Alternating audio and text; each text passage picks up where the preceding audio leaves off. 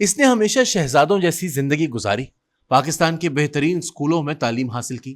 وہ برطانیہ کی آکسفورڈ یونیورسٹی میں پہنچا تو کلاس فیلوز نے اسے پرنس کہنا شروع کر دیا۔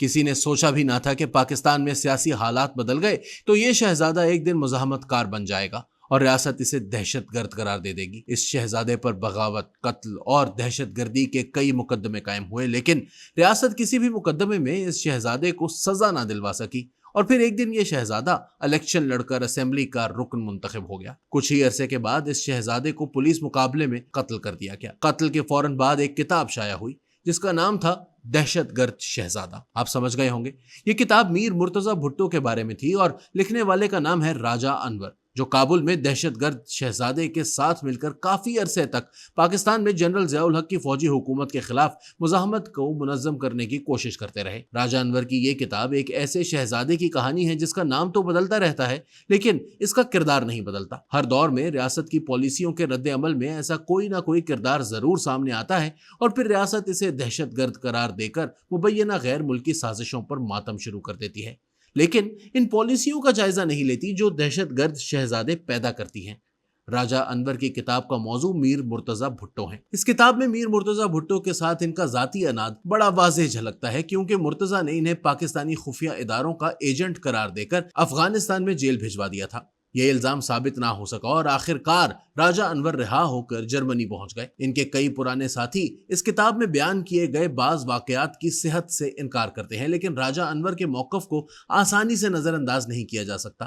انہوں نے نہ صرف ذوالفقار علی بھٹو کے ساتھ مل کر پیپلز پارٹی بنائی بلکہ بھٹو حکومت میں بطور مشیر شامل رہے۔ جنرل ضیاء کا مارشل لاء نافذ ہونے کے بعد انہوں نے طاہر محمد خان، پرویز رشید، قاضی انور اور ڈاکٹر ظفر نیازی کے ساتھ مل کر ایک خفیہ تنظیم النصرت بنائی، جس کا مقصد بیگم نصرت بھٹو کی قیادت میں عوامی تحریک منظم کرنا تھا۔ یہ تنظیم کامیاب نہ ہو سکی تو پرویز رشید اور مسرور احسن کے ساتھ مل کر پیپلز ایکشن کمیٹی بنائی، جس کے مظاہروں میں 8 کارکنوں نے خود سوزی کی۔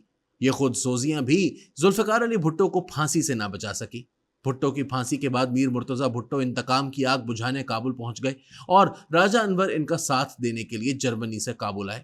سیاسی کارکن جذبات کی رو میں بہہ کر مسلح کارروائیاں شروع کر دیں تو ریاست کے لیے انہیں غدار اور دہشت گرد قرار دے کر ختم کرنا آسان ہو جاتا ہے۔ ریاست خوف اور شک کا ہتھیار استعمال کر کے انہیں آپس میں لڑاتی بھی ہے۔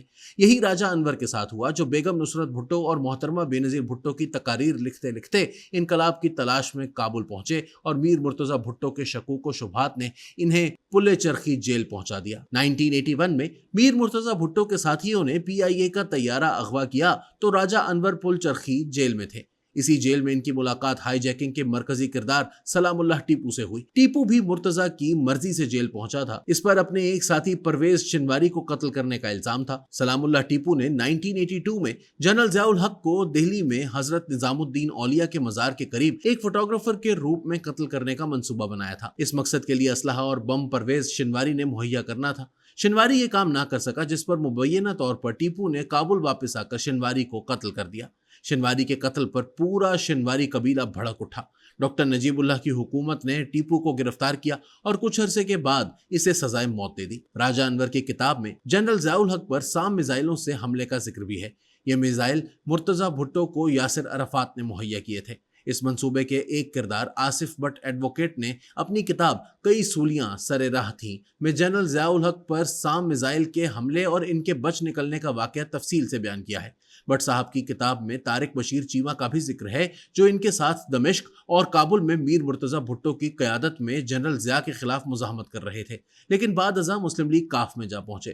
خود راجہ انور پیپلز پارٹی سے الذوالفقار اور پھر پل چرخی جیل سے مسلم لیگ نون میں پہنچے۔ ان کی کتاب بظاہر میر مرتضی بھٹو کے خلاف ایک چارج شیٹ نظر آتی ہے، لیکن کتاب کا مطالعہ یہ بھی بتاتا ہے کہ میر مرتضی بھٹو نے جو کیا وہ غلط تھا، لیکن انہیں غلط رستے پر چلانے کا ذمہ دار ایک فوجی ڈکٹیٹر تھا، جس نے پاکستان کے آئین کے ساتھ دہشت گردی کی، اور اس دہشت گردی نے ایک دہشت گرد شہزادہ پیدا کیا جس نے سام میزائلوں کے ساتھ جنرل ضیاء کا پیچھا بھی کیا۔ پاکستانی ریاست کے اداروں میں بیٹھے مفاد پرست عناصر کی آئین شکنی کے نتیجے میں صرف جنرل ضیاء کے دور میں دہشت گرد شہزادہ پیدا نہیں ہوا تھا۔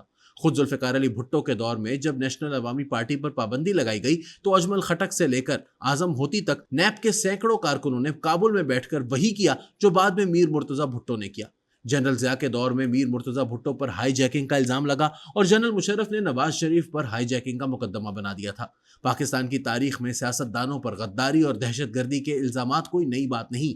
इसी किस्म के इल्ज़ामात के तहत आज तहरीक इंसाफ के बानी इमरान खान और इनके बहुत से साथियों पर भी मुकदमात कायम किए गए हैं।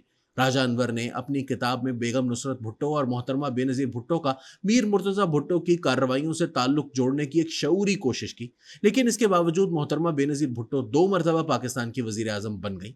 नवाज शरीफ पर भी हाई जैकिंग और बगावत का मुकदमा बना, लेकिन ये मुकदमा अंजाम को ना पहुंचा और वो 2013 में फिर वज़ीर आज़म बन गए। अब इमरान खान पर भी गद्दारी और दहशतगर्दी के बहुत से मुकदमात कायम हैं। अगर इमरान खान वाकई गद्दार हैं तो फिर ये सवाल भी बहुत अहम है कि 2018 में मुबैना धांधली के जरिए इन्हें इक्तदार में कौन लाया।